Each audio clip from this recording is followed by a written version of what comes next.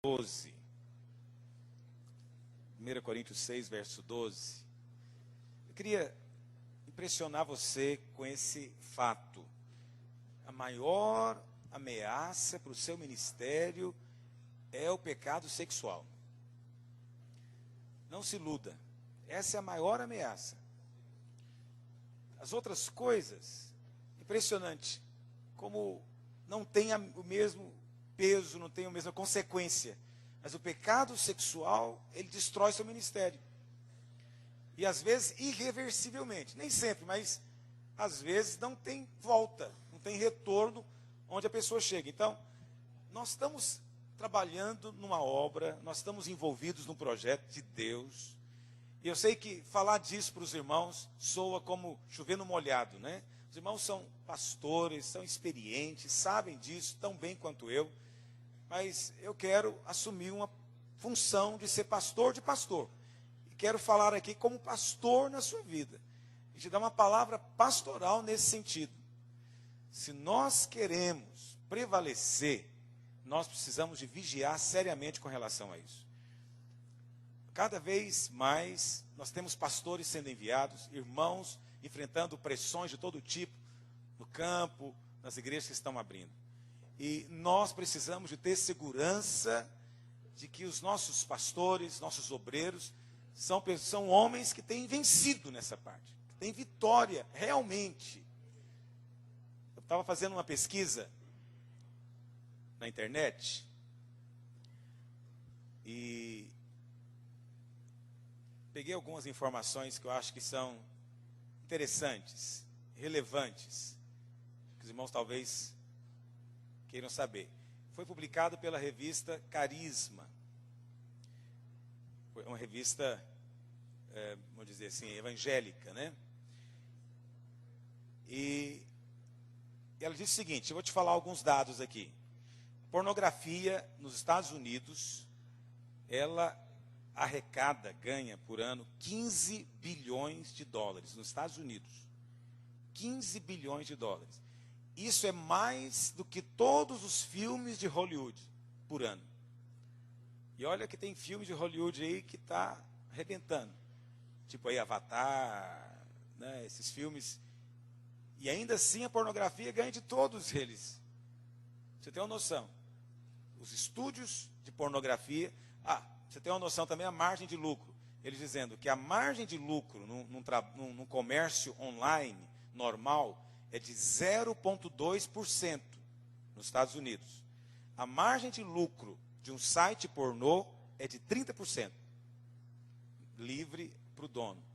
Então todo mundo quer investir nisso. É um negócio fabuloso, obviamente. De muito dinheiro. Existem, nos Estados Unidos só, falando dos Estados Unidos, 200 mil sites pornográficos. E são criados 200 por dia. Por dia. E só nos Estados Unidos. Agora, imagina o que no resto do mundo. Somando aí. Né, a pesquisa dele nos Estados Unidos. O que mais? Que diz 25%. Olha que coisa impressionante. Eu estava lendo isso aqui, consagração de filho. 25% dos sites pornográficos, eles associam o nome deles com marcas tipo Barbie, Disney, Nintendo ou NBA, para despistar os programas que fazem proteção. Porque os programas que fazem proteção de internet, para não entrar em site pornográfico, eles bloqueiam qualquer site que tenha sex, porn, qualquer coisa parecida, ele bloqueia. Então, qual a artimanha deles? Eles colocam Barbie, Disney, no meio do nome. E aí engana os programas de proteção. Impressionante isso, né? Aqui diz também, nos Estados Unidos, 27% de adolescentes de até 17 anos visitam sites adultos, 27%. Até 17 anos. 27% visita sites adultos. 21% dos que têm menos de 13 E a gente fica pensando que mulher adolescente não entra, mas a pesquisa diz que 40% de adolescentes que entram no site pornográfico são meninas. 40%, o que é uma coisa assustadora. Não imaginei que as garotas estavam sendo atraídas por isso também.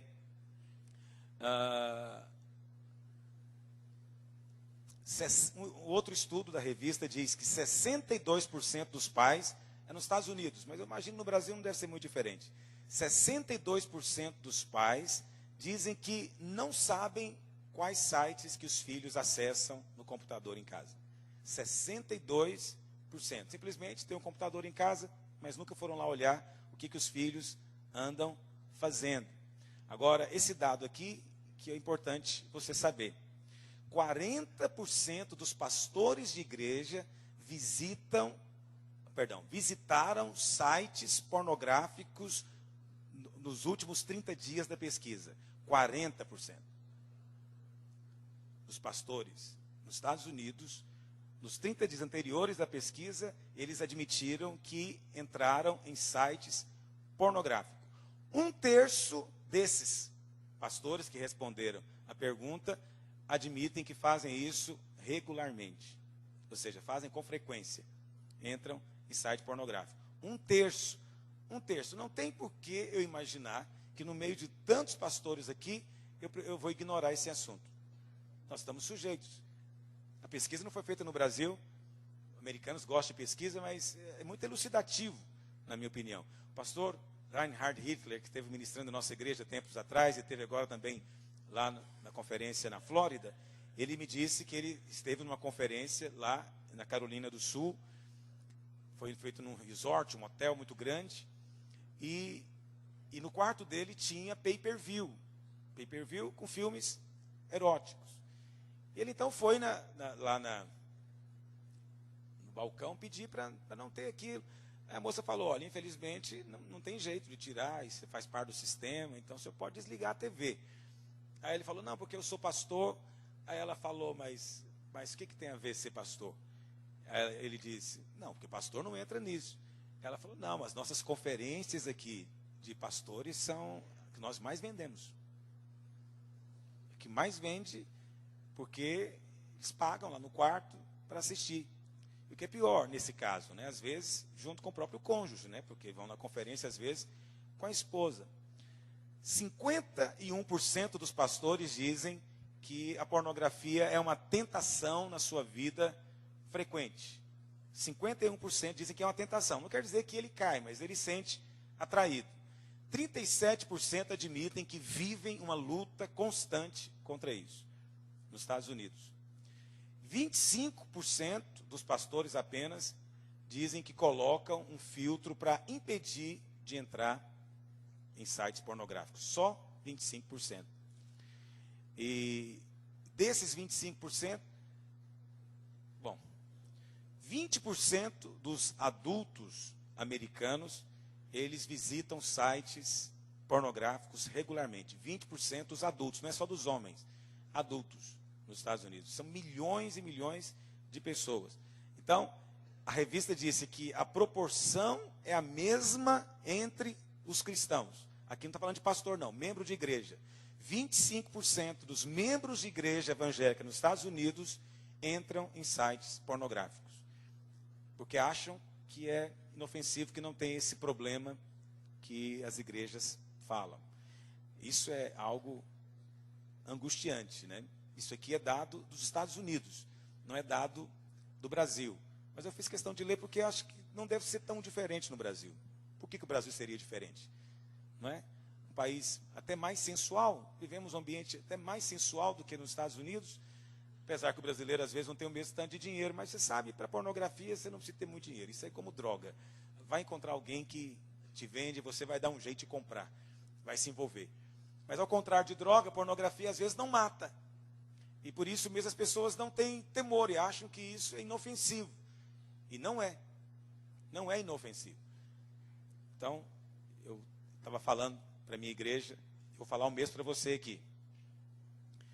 Como nós temos atitudes diferentes e às vezes até, vamos dizer assim, dúbias em relação a esse assunto. Vamos imaginar Calixto já entregou a folha? Cadê o pastor Calixto? Pode distribuir, por favor. É só uma folha em branco para você. Quero usá-la. Não, é outra folha em branco, não é essa. É só para ilustrar a minha pregação. Ilustrar com a folha em branco. Mas olha para cá. Imagina, você tem vamos falar de uma filha, né? Menina sempre muito mais, parece que a gente fica mais tocado. Quantos aqui tem filhos aí na idade de 10, 11 anos de idade? Muitos de nós. Bom, quantos tiveram já filhos, já cresceram, mas tiveram filhos nessa idade? Então, quer dizer, quase todos nós aqui vamos entender perfeitamente o que eu estou falando. Vamos imaginar que a sua filha está vindo da escola, ela estuda numa escola e ela vem a pé para casa. No caminho para casa, um homem para ela ali, na beira ali de um terreno baldio, puxa ela lá para dentro e começa a mostrar para ela revistas pornográficas. Com alguma intenção, obviamente, errada. Mas está só mostrando, por enquanto. E a sua filha, então, com 10, 11 anos de idade, ela vê aquilo, ela fica chocada com aquilo, ela sai correndo, chega em casa e conta para você. O que você faria? Opção A. Você ia sentar com ela e explicar para ela que sexo é uma coisa normal da vida e que ela precisa de compreender. Você ia dar uma aula de sexo para ela. Opção B. Você ia repreender ela porque que ela foi dar atenção para estranho na rua e que ela é culpada daquilo. Opção C.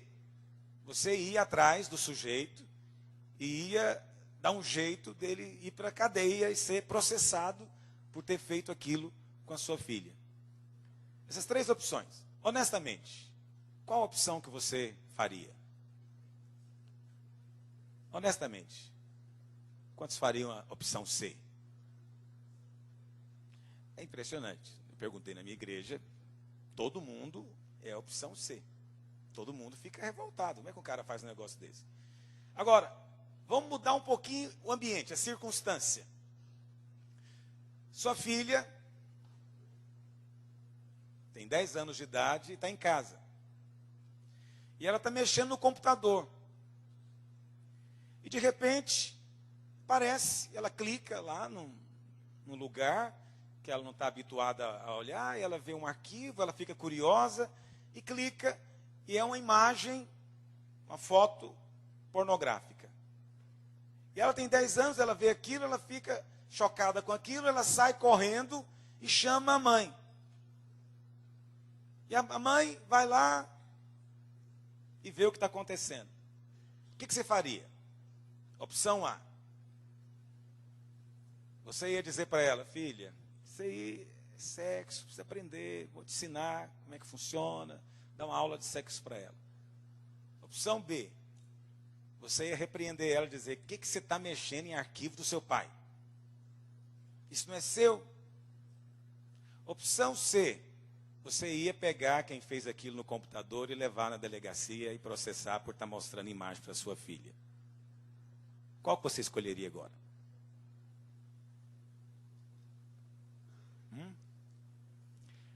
Entendeu o que eu estou dizendo? Se alguém na rua mostra pornografia para o seu filho, ele tem que ser preso. Mas quando é o pai que está lá divertindo, vendo pornografia, e depois o filho vai lá e vê o que ele estava vendo, aí é um assunto familiar. Aí é um assunto que tem que ser discutido em casa. Não tem a mesma gravidade na cabeça das pessoas, né? Afinal, está ambiente protegido. Qual que é a proteção? Qual que é a diferença? Qual que é a diferença? Dela ver a pornografia que o pai mostrou ou pornografia que aquele estranho mostrou? Entendeu o que eu estou dizendo? Eu fiz questão de começar falando assim, para mostrar que nós temos uma atitude, às vezes, meio farisaica. Entende? E a nossa postura, às vezes, não é suficientemente dura conosco mesmo em casa. E precisa de ser. Quer dizer, se você, pastor, você hoje tem laptop, você tem as suas coisas privadas, né, aí, particulares, então provavelmente seus filhos não vão conseguir entrar. Mas pode ser que, por algum desleixo, um dia você é tentado tentado a entrar em alguma coisa assim. E você não entende muito de computador, mas sites pornográficos, normalmente, eles colocam o que a gente chama de cookie no seu computador. E eles fazem isso e uma imagem é colocada lá dentro. Não chega a ser um vírus, mas funciona como um vírus. Entende? E aquilo fica lá dentro. E pode depois funcionar como um descansa-tela. E quando você menos espera, aparece a imagem. Entendeu o que eu estou dizendo? Já viram quando o computador entra no repouso e fica passando fotografias? Pois é, nessa hora vai aparecer imagens. Há um tempo atrás, não sei se você ficou sabendo, de um padre em Santiago do Chile, que estava dando uma palestra numa escola de primeiro grau, e de repente, nos slides dele, começou a aparecer imagens pornográficas. Alguém viu esse? Terrível. E aí o pessoal contando o desespero dele, tentando tirar, mas não tinha jeito. Entendeu? Já era tarde demais. Quer dizer, como que foi parar ali? É que você às vezes é inocente, mas esse pessoal que faz os sites não é. Eles são profissionais e entendidos. E você está pensando que às vezes foi uma coisa inofensiva que você fez, só de passagem, mas aquilo está lá dentro. E às vezes seu filho ou sua filha pequeno pode ter acesso. E aí? Para o estranho, cadeia. Mas e para o pai que faz isso? Não, o pai tem uma fraqueza, né? Isso é uma fraqueza, é uma debilidade. Não funciona assim. Deus não olha dessa maneira. Deus não julga dessa maneira. Na verdade, pai e mãe têm uma responsabilidade muito maior. Então, um pai que expõe o filho ou a filha em uma situação assim, obviamente, Deus vai tratar com muito mais severidade. Claro que sim. Porque não é uma questão de educação sexual, é pornografia. Pornografia agride, traumatiza, gera aversão. Na mente da criança, é uma exposição que está além do que ela é capaz de suportar. Mas eu não vim falar de criança, eu vim falar de nós. Nós como pastores. E eu pedi justamente para te entregar uma folha. E mandei, se você olhar nessa folha assim contra a luz, você vai ver escrito uma palavra. Porneia. Está aí na marca d'água. Eu fiz questão de fazer assim porque é algo que as pessoas não vão ver, mas que está em você. Entendeu o que eu estou dizendo? Ninguém vai ver que você entrou num site pornográfico, mas está marcado em você. Está marcado. Entende? Não é algo às vezes nítido, indelével, mas está lá. Está lá. E essa marca, ela é espiritual. Isso vai afetar o seu ministério. O Senhor é gracioso. Normalmente o Senhor não vai tratar da primeira vez. O Senhor é tolerante, paciente, diz a Bíblia. Ele te dá uma oportunidade, duas, de arrependimento. E você às vezes começa a entrar em conflito, você não abre, você não compartilha, não permite que outros confrontem você. E aquilo pode se tornar depois algo muito mais sério. Em algum momento pode ter certeza que o Senhor vai tratar, vai expor e vai corrigir. Expõe mesmo, é impressionante como o Senhor expõe, das maneiras mais improváveis, que a pessoa menos espera, no dia que ela menos espera. É incrível como o Senhor me guarda nisso. Eu oro todas as vezes, falo, Deus me livra do mal obreiro. Eu faço a oração de Paulo, quando Paulo fala para Timóteo, para Deus livrar dos cães. O que são os cães? São os falsos obreiros, os obreiros enganadores. Então Paulo ora, Deus livra dos cães. Eu oro ao Senhor, me livra dos obreiros errados, aqueles que estão entrando na obra, porque eu não tenho mais contato pessoal com eles. São muitos, nem sei o nome deles mais. No mês de junho, nós íamos levantar alguns obreiros e consagramos mais uns 10 ou 12. Nessa lista tinha um obreiro que ia ser consagrado. Tudo normal. E aí nós fazemos um jejum uma semana antes. É normal nossa tradição de jejuar antes da consagração. Mas é interessante que esse obreiro estava trabalhando na escola de ministério. E justamente no dia do jejum, o computador estragou, deu uma pane.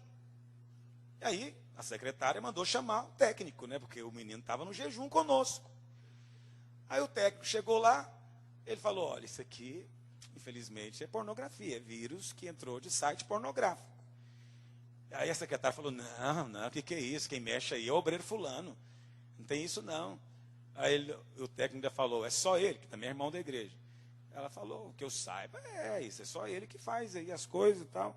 Aí ele falou, então, chama o pastor, eu vou trancar o computador, o pastor decide. Chamaram o pastor, responsável, e aí estava tudo lá, mas o irmão, tadinho, nem sabia. Mas o técnico falou, o senhor quer ver que site que ele entrava? Está tudo aqui o site, é só clicar, a gente vai ver que site que era. Fomos entrando nos sites, tinha site de pedofilia, pornografia com criança, menino de 10 anos fazendo sexo com menina de 10 anos. Aí, eu falei para ele, rapaz, na semana você ia ser ordenado, hein? Vê como é que o Senhor faz as coisas. Precisava disso. Por que você não confessou? Se tivesse confessado meses atrás, não estaria sendo exposto a esse vexame, essa situação, já tinha sido divulgado, saído no boletim, e agora não vai ser mais. O que é pior, eu vou ter que disciplinar, eu tenho que contar para os demais obreiros, porque essa é a nossa regra. A gente conta para os iguais. Não conta para a igreja, mas para os semelhantes tem que ficar sabendo. Então, olha aí como fica. Né? E é interessante, que o irmão negou até o fim. Não fui eu. Mas depois, eu sentei com ele, ele falou, não, alguém mexeu, tenho certeza que alguém veio aqui na minha ausência, usou esse computador, o que é muito plausível, é ou não é? Plausível. Não é trancado, na nossa igreja não tem senha. Aí eu falei, tá bom, então vamos fazer uma oração, então. Vamos fazer uma oração. Vamos entregar diante de Deus essa questão. Está disposto a orar comigo? Repetir uma oração? Que o Espírito de Deus pode, hoje, te levar, te matar hoje aqui, porque o que você está falando é verdade. Você não ia mentir para mim. Você está disposto a orar aqui agora comigo? Porque eu estou disposto a orar. Aí ele me olhou e falou, não, pastor, eu não estou disposto a orar, não. Veja, não é que eu estava fazendo nenhuma ameaça a ele. O que eu queria era só que ele falasse. Eu não tenho poder de matar ninguém. Mas eu tenho temor de Deus. Ah, tenho. Eu acho que não se brinca com oração. Não se brinca com isso. Então, depois dele agora virou prática na igreja. Agora qualquer coisa, irmão, vamos orar sobre isso, nós dois aqui. Os irmãos, porque precisa às vezes de fazer. Não tem prova. Essa semana da ordenação, eu tenho que decidir. E apareceu agora. E foi ótimo isso. Mas veja, ele estava achando que estava seguro, porque estava guardado no manto do oculto, da privacidade, da internet, ninguém está vendo. Vê, Deus está vendo. O Senhor está vendo. E por amor à obra, a mim, a oração que eu fiz, o Senhor expôs, tirou, falou, não vai agora. Pode ser que vai depois. Ele não saiu da igreja, não, está lá. Eu nem demiti. Continuei deixando ele trabalhando lá, porque eu não quero perdê-lo. Não quero perder ninguém. Acho que todo mundo tem jeito. E eu não acho que isso aí é blasfêmia contra o Espírito Santo, que não tem perdão, não. Eu lido com isso com naturalidade. Eu sou homem como qualquer outro, tenho as tentações que qualquer homem tem, não estou apto a jogar pedra em ninguém. Então não desista das pessoas. Tem a seguinte filosofia lá em Goiânia. Se você não desiste de mim, eu não desisto de você. Enquanto você está comigo, eu estou com você. Agora, se você desiste de mim, eu não vou atrás. Você que decide o que você quer. Ele falou, pastor, não desiste de você. Eu falei, então, meu amigo, vamos nós dois. Não falo com toda alegria, não, mas e vamos. Ele está lá, Deus tem feito uma obra na vida dele realmente séria. Uma coisa séria mesmo sobre isso. E aí, isso, algumas pessoas às vezes questionam, né? Pastor, mas e quando eu confesso meu pecado? Eu preguei sobre isso domingo lá em Goiânia. Isso é uma outra coisa que merece uma consideração. Nós falamos muito a respeito do crente vencedor e do derrotado. Mas nós quase nunca falamos do sujeito que não é crente. Ele só está na igreja, mas ele não nasceu de novo. E aí, às vezes, nós ficamos chamando aquele sujeito de derrotado quando ele nem nascido de novo é. Nós damos um crédito extra para ele. E nós dizemos para ele, irmão, você está agindo como crente derrotado, seja vencedor. E às vezes a palavra tem que ser, irmão, se você não nascer de novo, você não vai herdar o reino, meu amigo. Importa nascer de novo. Você precisa de ter uma experiência genuína de arrependimento, mudança de vida. E aí todo mundo fala, mas eu tenho. Domingo eu estava pregando na igreja, só vou falar um pouquinho sobre isso. Não prometo não. Existem 7 tipos de arrependimento na Bíblia. 7 exemplos de arrependimento na Bíblia. 7 exemplos. O primeiro exemplo é de Faraó. Faraó, quando Deus manda a praga da chuva de pedra, ele manda chamar Moisés e fala o que para Moisés? Moisés, pequei. Pequei, meu povo pecou, nós pecamos. Vamos parar agora com essa situação. Pequei. Os irmãos querem a referência disso? Que às vezes você quer pregar isso domingo, né? Posso passar depois, mas não vou pregar isso agora não. Eu quero falar de pornografia. Os irmãos não me desviam o assunto.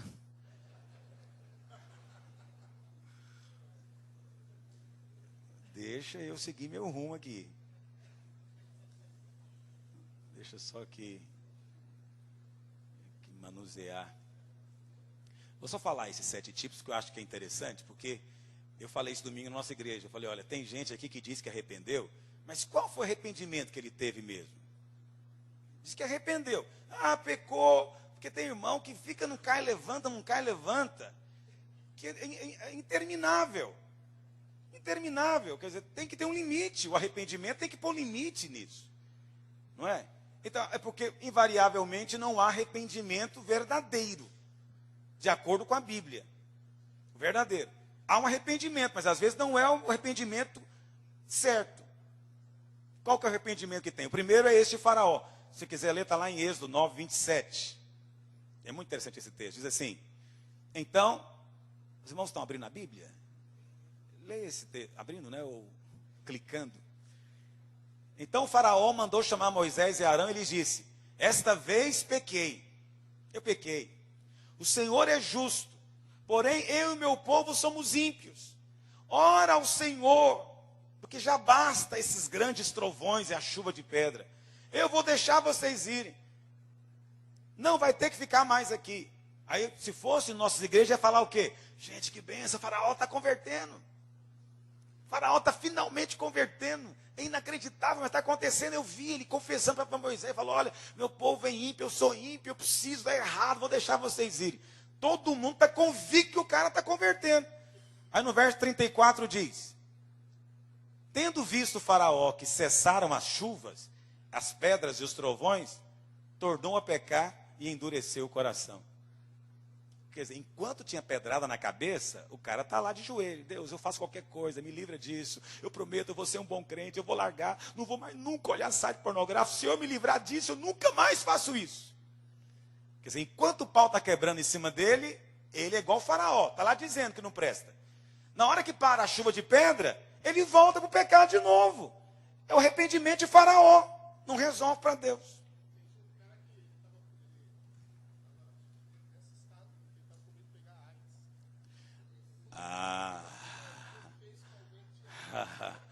O Gilberto está contando o caso de alguém aqui, né? Ficou atribulado porque ele fez sexo com alguém que supostamente tinha AIDS, ele ficou com medo de ter pegado o AIDS. Aí, isso aí é a chuva de pedra no sujeito. Aí nessa hora ele ajoelha, ele faz voto, faz campanha, qualquer coisa, qualquer negócio. O que o pastor mandar fazer, ele faz. Ele faz promessa, ele fala assim, se o senhor me livrar, eu vou ser líder de célula, eu vou ser fiel, nunca mais vou cair. Se o senhor me livrar dessa, eu prometo, vai ser assim. Aí na hora que passa a chuva de pedra, o cara some da igreja. Ou quando continua vindo, nunca cumpre nada do que falou. Brincou com Deus. Piorou mais a situação dele ainda, porque ninguém faz voto com Deus e brinca com Deus. A Bíblia fala isso. Então, veja, às vezes tem crente arrependendo desse jeito. Sabe, isso aqui não resolve. Isso não faz diferença. Por isso, eu não acredito muito nesse negócio de arrependimento que é feito no meio da tempestade, na calmaria, ele é esquecido. Na calmaria é esquecido. É preciso ser testado depois. Porque foi no caso de Faraó. Não é? O segundo tipo de arrependimento na Bíblia é o arrependimento de Balaão. Qual foi o arrependimento dele? Está lá em Números 22, 32. Então, o anjo do Senhor lhe disse, já 3 vezes espancaste a jumenta. Eis que eu saí como teu adversário, porque o teu caminho é perverso diante de mim. A jumenta me viu e já 3 vezes se desviou diante de mim. Na verdade, eu agora te haveria matado e a ela deixaria com vida. Então Balaão disse ao anjo do Senhor, pequei. Olha outro safado aqui. Pequei. A referência é Números 22, 32. Números 22, 32. Pequei. Pequei, eu não devia ir. Não vou mais.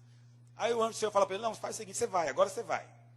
Mas você vai falar só o que eu te mandar falar. Aí Balaão vai. Diz que está arrependido. Mas ele vai, porque para fazer negócio ele está aceitando. Aí ele sobe na montanha, vai tentar amaldiçoar, você conhece a história. Só abençoa. Aí ele desce e fala para Balaca, não vai dar para amaldiçoar, Deus não vai deixar. Eu vou te dar uma outra dica aí para você fazer o povo pecar, porque aí se eles pecarem, Deus trata com eles. Então você vê, o cara é capaz de dar o conselho mais sórdido, pecaminoso, e ao mesmo tempo ele sobe na montanha e profetiza que a estrela de Davi, de Jesus, Balaão profetizou a respeito do Messias. Mas quando desceu da montanha, os princípios deles eram sórdidos. Isso é a cara de muitos crentes. Domingo ele chora, treme, ele tem sonho, ele profetiza, ele canta, é um negócio. Segunda-feira, lá no escritório dele, ele faz qualquer negócio. Qualquer negócio. O arrependimento de Balaão não funciona também. É de duas mentes. Entende? O terceiro tipo de arrependimento, se você quiser saber isso aqui, é muito sério. É o arrependimento de Saul. Saul é um cara que toda hora ele arrependia. Lá em 1 Samuel, capítulo 15, verso 24, a palavra do Senhor diz o seguinte, que Samuel chegou, viu aquele balido, Deus tinha falado para ele, olha, você vai sair e você vai destruir Amaleque. Saul foi, mas trouxe o gado. Quando ele está voltando, Samuel sai ao encontro dele e fala, que barulho é esse? Eu estou ouvindo desse balido. Aí ele fala, não, eu trouxe o gado para sacrificar para o Senhor. Aí Samuel fala, rapaz, você não obedeceu. Agora o Senhor passou de você. Aí o que Saul fala para Samuel? Pequei. Eu pequei. Ô Samuel, eu reconheço, eu pequei. Mas faz o seguinte, me honra aqui diante do povo para eu não ficar mal. Não deixa eu sozinho aqui na frente, não. Assim, não vamos deixar a congregação ficar mal na história. Você me honra aqui. Mas olha, eu prometo, não faço mais nunca isso. Esse é o arrependimento de Saul, desculpa. Entende? Dá uma ideia. Não, e ele não fala assim, não, eu fiz isso aí porque o povo impressionou. O povo impressionou, você sabe, eu não faria isso, mas o povo, sabe como é que é? Pressão do povo, acabei fazendo. Sempre tem esse cara que arrepende dando desculpa, já viu isso? Não, você sabe, eu não olho esse negócio de pornografia, mas é o João, anda comigo, ele fica olhando isso, eu acabei olhando também. O problema é a internet, rapaz, eu não faço nada. Eu entro num site bom aí, o site do Terra, e de repente eu entro lá no UOL, estou lendo a notícia, de repente, olha a propaganda da mulher pelada. Ah, eu sou feito de carne, pastor. Eu não fui atrás, não. Isso não é arrependimento. Arrependimento que se desculpa é o de Saul. A Bíblia fala que Deus rejeitou ele. E é interessante que todos eles disseram, pequei, reconheço, pequei, mas não resolveu. A vida dele não foi alterada com aquela confissão. Confissão que não muda de vida, para que serve? Outro tipo de confissão ou de arrependimento é de Acã. Acã. Se você quiser ler, está lá em Josué capítulo 7, verso 20, diz assim, então disse Josué a Acã, filho meu, dá glória ao Senhor, Deus de Israel, e a ele rende louvores, e declara-me agora o que foi que você fez, não esconda. E aí nessa hora Acã faz uma confissão completa do pecado dele, ele fala tudo, olha o que ele diz, verdadeiramente pequei contra o Senhor, Deus de Israel, reconheço, eu pequei. E olha o que eu fiz. Quando eu vi entre os despojos uma boa capa babilônica e 200 ciclos de prata e uma cunha de ouro de peso de 50 ciclos, cobicei, tomei, escondi lá na minha tenda. Está lá, escondido. Eu estava lendo o comentário que eu tenho lá em casa, do Velho Testamento, para descobrir o que os teólogos acham desse sujeito. E tem uma controvérsia interessante. Ninguém sabe se ele foi salvo ou não. O que você acha? Acã, a confissão dele, valeu ou não? Ele confessou. Não confessou? Só que ele morreu. A Bíblia fala que foi apedrejado. Mas a grande questão é, a alma dele foi salva ou não? Há uma controvérsia. Tem teólogo que diz que foi. Porque uma vez que ele confessou, mesmo que tenha sido descoberto, denunciado, vale. Mas tem teólogo que diz, não vale. Essa confissão dele não foi fruto de arrependimento. Foi só porque foi descoberto. Ele assumiu o que tinha feito. Que todo mundo já sabia. Então não vale. Tem teólogo que diz que ele está tostando no inferno, tem teólogo que diz que ele foi salvo. Não é horrível você ser alguém que vai partir desse mundo sem saber direito para onde é que você foi? Não tem algo pior do que você ir orar com um sujeito na hora da morte, você vai embora para casa pensando, e ele vai para o inferno ou para o céu? Para onde esse cara vai, meu Deus? Ih, já aconteceu demais isso comigo. Você não sabe para onde vai. Você não sabe. Porque o arrependimento dele, você não sabe se é fruto de genuíno ou porque foi pego. Entendeu o que eu estou dizendo?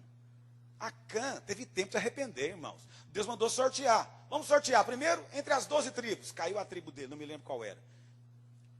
Entre na tribo dele, vamos sortear agora, ver quem é o cabeça de família. Caiu do fulano, não lembro mais o nome dele. Entre as famílias, vamos ver agora. Caiu, tá? Foi cair no Acã. Isso demorou, isso não foi só 5 minutos. Talvez uma manhã inteira para descobrir quem era o Acã. Na hora que caiu nele, Josué foi compassivo. Falou, filho, confessa, o que você fez? Fala para nós. Ainda foi compassivo com ele. Não é? Mas aí nessa hora, ele está arrependido mesmo? Ele foi ficando contrito à medida que o nome ia ficando mais perto dele? Ou será que ele estava só brincando? Ninguém sabe. Eu espero que ele tenha arrependido. Mas é isso que eu chamo de arrependimento dúbio. Por que eu chamo dúbio? Porque lá em Goiânia, você sabe, quando você prega uma mensagem, essa mensagem às vezes impacta o povo, eles ficam lembrando só daquela mensagem. Não lembram das outras. E um dia, pregando lá em Goiânia, eu falei, olha, se alguém no leito de morte invocar o Senhor, arrepender, ele é salvo. Preguei e creio nisso. Quantos creem que isso é verdade? Eu creio nisso. Só que os irmãos saíram dizendo que todo mundo que ergueu a mão na hora da morte está salvo. Eu falei, mas eu nunca preguei isso. Eu falei que se ele realmente confessar Jesus com seu coração, com a sua boca, e crer, ele é salvo. Então, pastor, ele fez. Como você sabe que ele fez? Você viu ele fazendo, mas só Deus sabe. Ele morreu logo em seguida. Pode ser que sim, pode ser que não. Tem algo pior do que isso? Entendeu o que eu estou dizendo? Não deu tempo de ver o fruto. Porque já aconteceu comigo, e eu acho que com muitos irmãos aqui, de você ir orar com um sujeito no leito de morte. E ele confessa, ele fala, ele é batizado por aspersão e tudo. Aí o cara que achou que ia morrer, acaba não morrendo. Aí você fala, agora vai firmar na igreja. Nunca mais aparece. Nem para dizer obrigado. Só comigo aconteceu isso? Alguém já teve essa experiência aqui, honestamente? Se esse sujeito tivesse morrido, ele era salvo? Não, não era, mas eu ia para casa em paz, fiz a minha parte. Fiz a minha parte. Então, nós não sabemos, mas é claro que ele pode ser salvo até na hora da morte. Claro que pode, mas não dá para saber. É horrível, é uma cana a vida. O melhor mesmo é você ir em paz e todo mundo falando, esse aí é servo de Deus, tem uma entrada ampla e larga garantida para ele no reino. Entendeu? Isso é que é o bom. É horrível quando você não sabe. Não é horrível? As perguntas que tem na igreja. Pastor, e Salomão? Salomão, foi ou não foi? Aí você fala, não sei, pode ser que sim, pode ser que não.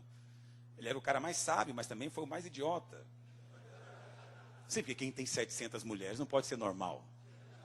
Não, convenhamos. E 300 concubinas, o cara tinha problema. Tinha uma tara terrível, né? Então, veja bem. Foi salvo ou não foi? Não sei. Tem algo pior do que ter esse testemunho depois de morto? Não sei. Não sei dizer. Agora, tem muitos pastores que infelizmente tem ministério, e no final da vida a gente é obrigado a dizer, a respeito dele, eu confesso que eu não sei. Ele foi um bom pastor, mas no final aprontou todas. Aí alguém fala, e aí pastor, é salvo ou não é? Eu falo, não sei. Espero encontrá-lo lá, mas eu não sei. É horrível isso. É um Acã. Porque sempre é denunciado. Não confessa nada. Eu não comecei minha pregação ainda não, irmãos. Vocês vão ficar comigo aqui até o fim. Porque me desviar do assunto. Quinto tipo de arrependimento, é o arrependimento de Judas. Aí você fala, Judas também arrependeu? A Bíblia fala que ele fez algo parecido. Olha o que diz em Mateus 27, verso 4. Mateus ter que abrir minha Bíblia aqui.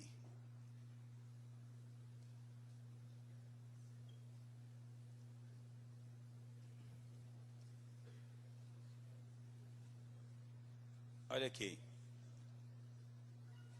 Verso 3.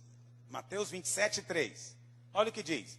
Então Judas, o que o traiu, vendo que Jesus fora condenado, tocado de remorso, devolveu as 30 moedas de prata aos principais sacerdotes e anciãos. Presta atenção, qualquer pessoa que chega devolvendo o fruto do roubo e sentindo remorso, você vai duvidar dele? Pastor, estou mal demais com esse negócio, só está aqui, eu peguei esse negócio, estou devolvendo. O que você fala? Hoje chegou salvação nessa casa. Não, esse é Judas, vai estar escrito aqui. Esse é o Judas. Tocado de remorso, ele devolveu moeda. E olha o que ele fala no verso 4. Pequei. O que eu fui fazer? O cara está fazendo tudo que crente faz, velho. Crente não faz isso? Crente confessa que pecou, crente fica contrito e às vezes devolve o furto. Quando o pecado exige isso, não é? Mas não funcionou no caso dele. Ele tem toda a aparência, mas não tem a realidade. Parece, mas não é. Segundo a Bíblia, não é. Por que não é? Eles porém responderam, o que nos importa? Isso é contigo. Então Judas, atirando para o santuário as moedas de prata, retirou-se e foi enforcar-se. O fato dele enforcar é que mostra que não foi um arrependimento realmente. É o fruto. Não houve. Mas aparência teve. Judas, até na hora da morte, o cara engana. Não é? Porque Pedro não fez a mesma coisa. Pedro chorou amargamente. Ele traiu também Jesus. Não foi como Judas, mas traiu também. Chorou amargamente. Não é? Mas você vê o arrependimento. Judas não. E a Bíblia fala que Judas teve remorso. Eu não vou entrar nesse mérito aqui, diferença de remorso e arrependimento. Mas tem diferença, porque se fosse igual, a Bíblia não diria. Não é a mesma coisa, ter remorso e ter arrependimento. Não é mesmo. Então tem esses 5 tipos de arrependimento que não funcionam. E às vezes nós praticamos eles achando que é assim mesmo. E ficamos satisfeitos, e por isso às vezes não vencemos o pecado. Os outros 2 são os positivos. O 6º tipo é o arrependimento de Davi. Davi pecou, pecados terríveis, né? Ele matou, possuía a mulher do cara, fez tudo, ocultou, usou a posição, o cara fez tudo de errado. Mas no Salmo 51 você vê o arrependimento dele. Foi um arrependimento que é o arrependimento do santo. O santo, quando arrepende, é daquele jeito. E o último tipo de arrependimento ninguém sabe, mas é bem provável que foi mais de 6 meses. Por que foi mais de 6 meses? Porque o menino já estava nascendo. Exatamente. Mesmo assim, ele arrependeu. Você vê, é parecido com o caso do Acã. Parecido. Mas de Davi você vê fruto. O Salmo 51 merecia uma consideração grande para você atender um pouco. Olha, irmãos, não tem como falar de libertação de pecado sem gente que arrepende para valer. Sem arrependimento genuíno, não tem novo nascimento e não tem vitória sobre o pecado. Enquanto você não vê o pecado como Deus vê, enquanto você não tem uma atitude definida de ir contra o pecado, no sentido de fugir dele, entende? No sentido contrário ao pecado, melhor dizendo, não há um arrependimento verdadeiro. O verdadeiro arrependimento, que é o 7º tipo, está lá em Lucas 15, que é a história do filho pródigo. Aqui lá que é arrependimento. O cara aprontou todas. Mas diz a Bíblia que um dia, lá na pocilga, dando comida para porco, ele caiu em si. Caiu em si, diz a Bíblia. E falou, o que eu estou fazendo aqui? Vou voltar para casa do meu pai. Vou dizer para ele, pai, eu pequei. Olha aí, mais um que falou que pecou. Todos disseram que pecaram. Pequei, nem sou o digno de chamar teu filho. Me recebe como um dos teus empregados. Quer dizer, esse é o verdadeiro arrependimento da Bíblia. Então, existe aquilo que parece e tem aquilo com realidade. Então, qual que é o grande problema, às vezes, da pornografia? E também, às vezes, a pornografia já está até caindo mesmo em problemas sexuais. é a dificuldade do pecador de arrepender genuinamente. O que ele sente, na verdade, é uma angústia momentânea. Por quê? Por causa do mal-estar que o pecado gera. E até o ímpio sente mal-estar. Até o ímpio, depois de transar com a prostituta, ele sente nojo. Até o ímpio. Não precisa ser crente, não. Ele sente aversão. Ele sai dali enojado. Mas ele volta. Porque aquele nojo desaparece. E aí o crente confunde esse nojo, esse mal-estar, com arrependimento. Só que não é. Na hora que o nojo desaparece, volta de novo à vontade, ele vai vivendo a mesma coisa.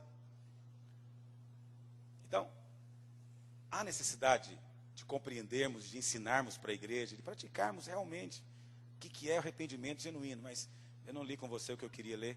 Vamos lá para 1 Coríntios capítulo 6, verso 12. 1 Coríntios. Eita. Vou falar.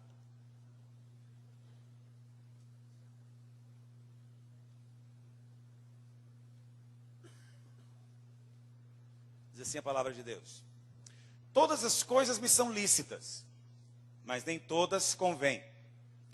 Todas as coisas me são lícitas, mas eu não me deixarei dominar por nenhuma delas. Os alimentos são para o estômago, e o estômago para os alimentos. Mas Deus destruirá tanto estes como aquele. Porém, o corpo não é para a impureza, mas para o Senhor, e o Senhor para o corpo. Deus ressuscitou o Senhor e também nos ressuscitará a nós pelo seu poder. Ou seja, esse corpo aqui vai ser glorificado, não é outro. Não sabeis que os vossos corpos são membros de Cristo? Aí Paulo diz: e eu porventura tomaria os membros de Cristo e os faria membros de meretriz?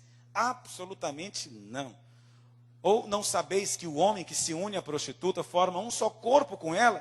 Porque, como se diz, serão os dois uma só carne. Mas aquele que se une ao Senhor é um espírito com ele. Fugir da impureza.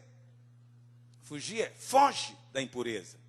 Qualquer outro pecado que uma pessoa cometer é fora do corpo. Mas aquele que pratica imoralidade peca contra o próprio corpo. O que significa isso? Qualquer outro pecado é subjetivo. Mas esse pecado aqui produz marcas. É isso que ele está dizendo. Os outros pecados são subjetivos. Eu falei mal. Palavras é vento. Mas esse tem algo físico envolvido. É o que a Bíblia está dizendo. Verso 19. Acaso não sabeis que o vosso corpo é santuário do Espírito Santo que está em vós, o qual tendes da parte de Deus e que não sois de vós mesmos? Porque fostes comprados por preço. Agora, pois, glorificai a Deus no vosso corpo. O que o texto nos fala aqui? A primeira coisa que o texto diz, expressão que é usada aqui, é: todas as coisas me são lícitas.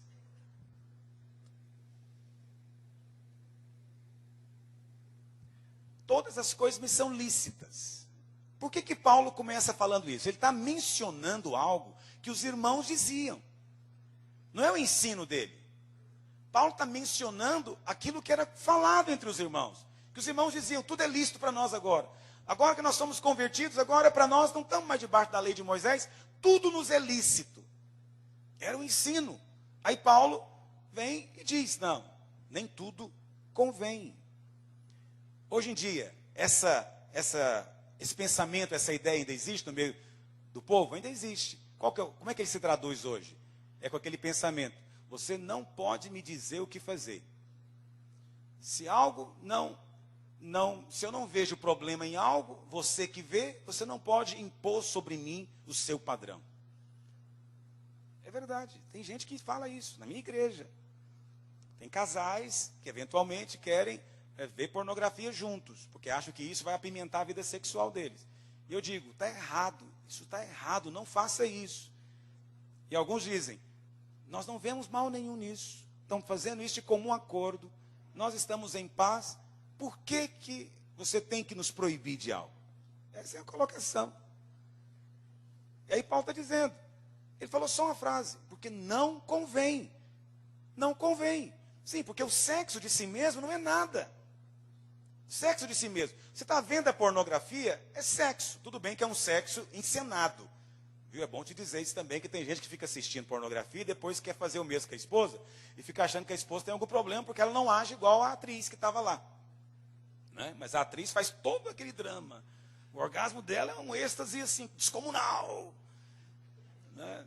E aí a sua esposa não tem isso? Tem algo errado com ela. Aí, mas vocês dois estavam assistindo juntos, né? Você achou que era inofensivo, mas não é. Não convém, diz Paulo. Não convém. Aí, nós ficamos pensando na conveniência, sendo daquele ponto de vista, é opcional. Não é. Há certas coisas que não convém ao santo. E pronto. Não convém. O argumento primeiro de Paulo é esse. Não é uma questão de você achar ou deixar de não achar. É que não convém.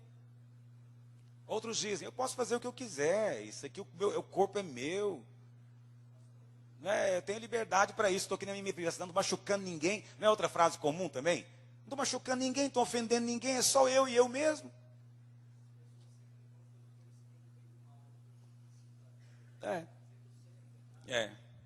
Por quê? Por que ela vai pelo certo e pelo errado? Porque é baseado na ponderação. Qual a ponderação? Não estou ofendendo ninguém. É eu sozinho na minha casa. Não estou usando dinheiro de ninguém. Outra coisa, se for, não vamos falar do indivíduo, vamos falar da pornografia solitária, que é tido como inofensivo. É eu sozinho, eu que estou vendo. Em que isso vai ofender alguém? Tem nada de errado, tem nada de impróprio. Não é? É só o sexo. E o máximo que eu vou fazer ali é me masturbar. Não vou fazer nada além disso. Esse é que é o seu engano, filho. Esse é que é o seu engano. A pornografia, ela é porque já está num estágio adiantado. Você sabe por que normalmente a pessoa vai para a pornografia? Porque ela começa se masturbando. E aí ela quer se masturbar mais. Só que ela não tem tanta energia para continuar. Entendeu? Ela quer mais prazer. Mas ela não tem condição de ficar tendo tantas ereções com tanta frequência. Então ela tem que usar de estímulos externos. E é aí que começa a pornografia. E a maior parte das pessoas viciadas em pornografia chegam ao ponto que ele nem tem ereção vendo pornografia. É só pelo prazer de ver.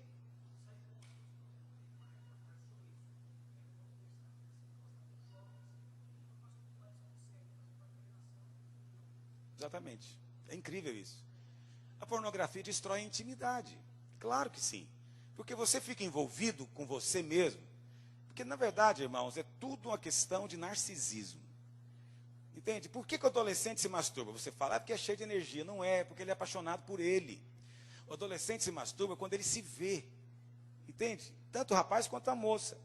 Então, ele se masturba na hora de tomar banho, ele masturba quando está deitado. Por quê? Porque é o corpo dele que ele fica olhando, ele fica fascinado. No caso do homem, porque é o pênis ali visível, uma coisa, né? O narcisismo é isso. Pode observar. Entende? Você fica vendo aquele pessoal em academia de ginástica. Você acha que eles estão lá preocupados só com saúde mesmo? Olhando na frente do espelho. Né? Na frente do espelho, estica. Todo mundo fala que cara é saudável, muito saudável. Tudo é narcisismo, tudo é prazer nele, por ele, com ele. É óbvio que isso, a pornografia é uma continuação disso, é ele sozinho. Por isso é vazio. Vazio. Espero conseguir sensibilizar você com isso. No verso 13, Paulo usa outro argumento. Ele diz, olha, os alimentos são para o estômago e o estômago são para o alimento. Traduzindo hoje na linguagem comum, Paulo está aqui desmentindo o quê? O que Paulo está aqui desmentindo? Qual que era o argumento dos coríntios? Gente, para que eu tenho boca? Não é para comer? E para que eu tenho pênis? Se eu tenho pênis é para usar. Então não estou fazendo nada de errado. Esse era o argumento deles. Entende? Eu estou fazendo aquilo que é natural. É natural. Ora, Deus me deu boca para eu poder mastigar e comer, me deu ouvido para eu ouvir, me deu os pés para eu andar e me deu pênis e vagina para eu poder ter prazer sexual. Então, veja, esse era o argumento deles. Aí Paulo diz, é verdade, Deus criou o alimento para o estômago para o alimento. Mas ele falou, agora eu vou contar algo que você não sabe. O seu corpo não foi criado para outra coisa que não seja o Senhor. Paulo contou uma novidade para eles, que eles não sabiam. Entende? Então, o seu corpo, os seus membros não foram criados só para desfrutar desses prazeres sensoriais que você está imaginando aí, não. Paulo disse, o seu corpo foi criado para o Senhor, foi feito para o Senhor. É uma revelação que não está lá em Gênesis. Em Gênesis não nos conta isso, mas Paulo está nos contando. Para que nós somos feitos? Para que a divindade pudesse vir habitar dentro de nós. E aí vem os argumentos que ele usa contra. Por que um cristão deve fugir do pecado sexual? Por isso que eu pedi para você esse papel com essa marca d'água. Porque Paulo diz no verso 19, o vosso corpo é o templo do Espírito Santo. Vamos pensar nesse papel como o seu corpo. Esse aqui é o seu corpo. Porneia é de onde vem a palavra pornografia, pornográfico, essas coisas todas. Porneia significa tudo isso que o som dela parece mesmo. Porque porneia parece muito com doença venérea, né? Não parece? Não lembra? Gonorreia. Um negócio assim. Porneia parece assim uma desiteria, não é verdade? Diarreia. Entendeu?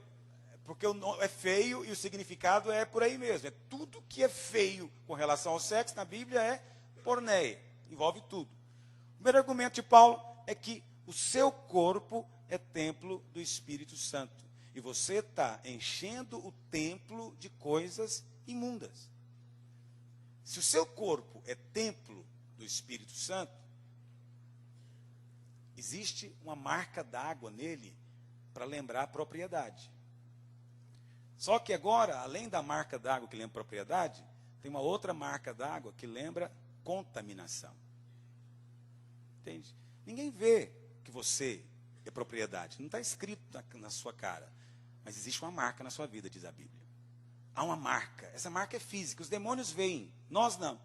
Mas eles veem. Há uma marca real, diz a Bíblia. É um selo mesmo.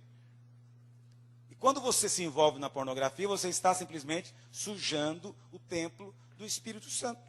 Sujando a residência dele, que é o nosso corpo. Eu sei que você acha que o Espírito Santo habita em algum lugar que é o nosso espírito, que não tem nada a ver com o nosso corpo. Você está enganado. A Bíblia diz que o Espírito Santo habita aí dentro do seu corpo. Habita aqui dentro. É a habitação mesmo. O seu corpo, diz a Bíblia, é o vaso de barro. E o Espírito Santo está aí dentro. Entende? Mas é porque nós nunca conectamos o espírito com o corpo, né? Espírito Santo não pode estar ligado com matéria. Justamente esses hereges da época de Paulo, os gnósticos, eles ensinavam isso. Que as coisas do espírito nunca estão ligadas com a matéria. Mas é engraçado como nós tendemos a pensar do mesmo jeito. Nós nunca pensamos que o Espírito Santo pode estar aqui agora tocando o meu corpo, mas está. O Espírito Santo toca e habita no seu corpo. Então é óbvio que existe sim sensações físicas da unção do Espírito, do êxtase no Espírito. Eu sei que os crentes tradicionais querem dizer que a gente não deve sentir nada, mas estão equivocados. O Espírito Santo habita no seu corpo. Você sente sim. Em algum momento você vai sentir. Não sente o tempo inteiro, mas há momentos que você sente, porque ele está aí. Ele está aí. Eu não sinto o meu estômago o tempo inteiro, mas tem hora que eu sinto. Entendeu o que eu estou dizendo? Agora é uma dessas horas que eu estou sentindo. Percebendo que ele existe. O Espírito Santo é a mesma coisa. Ele habita no nosso corpo. Está escrito claramente na palavra de Deus. O nosso corpo é que é o templo. Não é o seu espírito que é o templo, não é a sua alma que é o templo, é o seu corpo. Lembra disso. Você carrega o Espírito Santo no seu corpo. Isso parece uma coisa tão banal e óbvia. Mas quando você tem revelação disso, isso tem implicações tão profundas quando se trata de santidade. Tem implicações tão sérias. Pois é, aí esse papel que está aí, que está manchado, né? Paulo disse que esse papel tem um preço.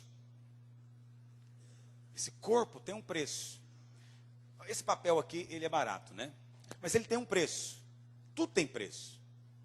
Aí Paulo diz no verso 20, ele diz, porque foste comprado por preço. Então você não é uma folha de papel qualquer. Você não é uma folha de papel tirada do lixo. Você é uma folha que foi comprada. comprado, é o que está escrito, verso 20. Porque fostes comprado por bom preço, inclusive, o texto diz. Bom preço significa um preço justo e alto. Então, você não é seu.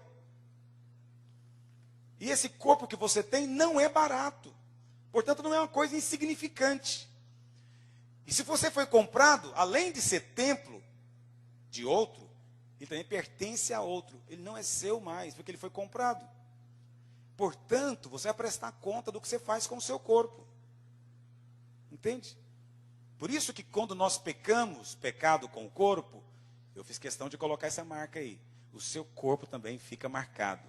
O pecado sexual marca você. Eu não sei te dizer como isso acontece, mas acontece. Pecado sexual marca. Isso é um fato tão claro da vida que dois pecadores sempre se acham. Dois homens sensuais, gays, eles se acham. Pode estar na multidão de 5.000 que eles vão se perceber. Um homem e uma mulher sensuais, os dois vão se encontrar. Mais cedo ou mais tarde, eles vão se perceber. Porque existe uma marca, um faro, um negócio, que um percebe, nota. Porque é físico o negócio, irmãos. É físico. Terceira coisa, terceiro argumento, aliás, que Paulo coloca. O primeiro é esse, né? Nós somos templo. Tem uma marca d'água na nossa vida. Terceiro, tem um preço. Segundo, perdão. Terceiro, papel ficou manchado. Eu me adiantei um pouco, no verso 18, Paulo diz: qualquer outro pecado que o homem comete é fora do corpo, mas aquele que se prostitui peca contra o próprio corpo. Ou seja, o pecado sexual mancha. Essa página de papel está manchada. Os outros não veem. Para ver é só de encontro à luz. Só vê se colocar em direção à luz. No dia a dia, ninguém vê. Mas quando a luz de Deus vem, aparece. Toda vez que a luz de Deus vem em qualquer ambiente, em qualquer lugar, as coisas aparecem. Aparecem. Por isso eu gosto dessa ilustração, que ela traduz bem. O nosso corpo fica manchado como está manchado esse papel, por causa do pecado sexual.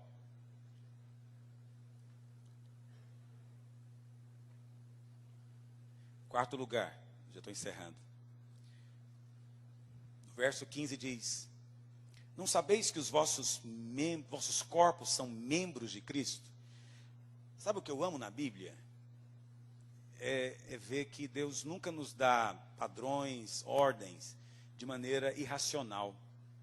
Olha o tanto de argumento que Paulo dá. Olha toda a lógica que ele coloca. É um argumento atrás do outro. Argumentos que se complementam. Olha esse argumento que ele diz agora. Ele fala, olha, os seus corpos são membros de Cristo.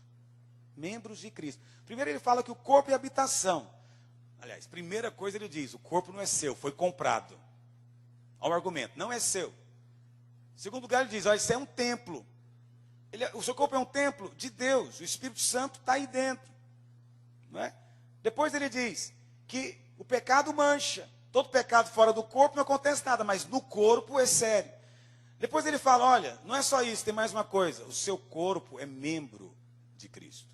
E vou te dizer, resumindo, é como se Deus estivesse escrevendo um livro. É como se Cristo, vamos mudar a ilustração. Em vez de dizer que Cristo tem um corpo, vamos dizer que Cristo é um livro. Cristo é um livro onde cada um de nós é uma página. Você está qualificado para ser uma página do livro de Cristo? Uma página manchada de porneia? Não seria terrível alguém abrir o livro de Cristo e chegar na página e encontrar pornografia? É isso que Paulo está dizendo. Como é que você faz um negócio desse? É que a gente pensa na ilustração do corpo. Mas pensa num livro. Acho o livro uma ilustração melhor até, para você compreender isso. Pensa nesse livro. Cada página é um de nós. E vamos lendo o livro, tem histórias tremendas. Gente tremenda. Mas aí chega na sua história, é uma história triste. Porque está manchada a página, está cheia de imagens imundas, cheia de fotos, ilustrações. E aí você passa por aquilo e fala, mas que livro que é esse? Por causa de uma página, todo livro pode ser perdido. Uma página. Uma página é suficiente para deixar o livro inútil. Agora, o senhor permite perder o livro? Não, é melhor arrancar a página. E aí você fala, pastor, mas você está dizendo que a página pode ser arrancada? Sim, e lançada ao fogo, diz a Bíblia. É a mesma ilustração da videira. É o ramo que ele arranca e lança no fogo. Então, o Senhor vai limpar a página. Mas se a página persiste em continuar na porneia, o único jeito vai ser arrancar a página e deixar que o fogo resolva. E o fogo vai resolver. Entende? O fogo vai resolver. E aí você interpreta de acordo com a sabedoria que Deus dá para você. Que fogo é esse? Por último, acabei me adiantando. Paulo diz no verso 14 que Deus vai nos ressuscitar o corpo pelo seu poder. Vai ressuscitar pelo seu poder. Então aqui está dizendo o seguinte, que por mais que você pense que o seu corpo vai ser acabado, destruído, ele não tem valor nenhum aqui, a Bíblia fala que você vai ressuscitar. Esse corpo seu vai ser glorificado. Portanto, você tem que ter cuidado com o que você faz com ele, porque apesar de ser glorificado, não é outro, é esse. Não me pergunte como vai ser, porque eu não sei, ninguém sabe, mas é glorificado. Entende? Mas é o mesmo, não será outro. Mas, como eu disse, né? Aquilo que não for aproveitado, seu destino é ser queimado. Queimado. Então, o que eu queria deixar para os irmãos hoje, usando toda essa teologia paulina, é que tenhamos temor disso. Temor no nosso coração. E lembra disso. Entende? As outras coisas a gente consegue consertar, mas o pecado sexual não tem conserto, porque é contra o corpo. É isso que Paulo está dizendo. Tem pastor que mexe no dinheiro da igreja. Isso dá para consertar. Sabe que dá para consertar isso facilmente? Porque dinheiro é só papel, não é nada, ele é subjetivo. Então, tem gente pastor que erra com dinheiro. Dá para resolver. Tem pastor que abusa de autoridade na igreja. É pecado também. Acaba falando e sendo autoritário. Dá para resolver. Porque é subjetivo. Mas quando o pastor peca contra o corpo, aí é um problema. Porque fica manchado. Aí é um problema. Vocês repararam isso? Não sou eu que estou dizendo, eu estou apenas mostrando um fato. É um fato. Todo pastor que caiu nesse pecado, ele ficou manchado. Todos. Você não vê nenhum que escapa disso. Entende por quê? Porque é físico a coisa. Aí não dá para consertar. A gente tenta, encaixa, tenta reaproveitar, mas fica sempre aquela mancha. Sempre carregando a marca d'água na folha. Não precisava de ser assim. Não precisa de ser assim, irmãos. Nós estamos envolvidos em abrir igreja e temos aberto muitas igrejas. Conversava com o pastor Ralph Neighbor lá no estado, em El Salvador, a gente almoçou junto lá e ele perguntando da igreja, eu contei algumas coisas que a gente está fazendo, ele ficou tão impressionado, ele disse, irmão, eu ando o mundo inteiro, eu não tenho ouvido ninguém fazer o que vocês estão fazendo. Ele falou, não tenho ouvido em lugar nenhum do mundo hoje essa movimentação que vocês têm tido. E ele falou, por que vocês estão assim? O que tem motivado vocês? Eu falei, não sei, só pode ser a unção de Deus. Não tem nada assim extraordinário nos movendo. Nós queremos fazer porque queremos de Deus. Nos tem dado fé e nós estamos indo para frente. E ele falou, então vocês precisam de guardar isso. Precisam de guardar isso. Porque é um tesouro que você não tem noção da preciosidade que é. Ele falando, eu tenho décadas de ministério. Eu já vi coisas crescerem, florescerem e murcharem. Mais vezes do que gostaria, ele disse. Ele fala, mas olha, é possível guardar. E eu quero guardar o que Deus nos tem dado. Quantos querem guardar comigo isso? Agora, para guardar tem que ter o seu temor. E qual pecado você tem que ter mais temor hoje? É o pecado sexual. Entende? Eu não estou aqui fazendo classificação de pecados como a Igreja Católica faz, não. Estou sendo apenas prático na vida do pastor. Só isso. Todo pecado e é grave, mas o pecado sexual, diz Paulo, é contra o seu corpo. Então ele deixa uma marca, isso é indelével às vezes, mas perceptível. Entende? Passam os anos e continua. Então, de tudo hoje que eu quero te pedir, em nome de Jesus, vamos nos guardar disso. Porque Deus tem mais para fazer através de nós, irmãos. Há mais igreja para ser aberta, há mais obreiro para ser levantado. Não estou falando isso para fazer média com você, isso é verdade. O Espírito Santo tem me dito isso.